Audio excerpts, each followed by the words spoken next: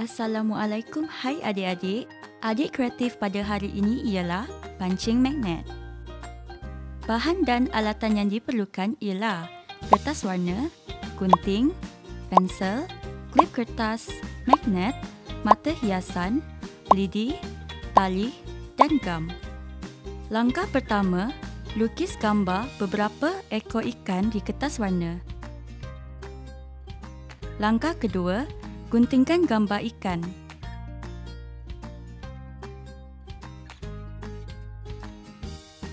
Langkah ketiga, tampal mata hiasan bagi ikan tersebut. Langkah keempat, lekatkan klip kertas di bahagian mulut ikan.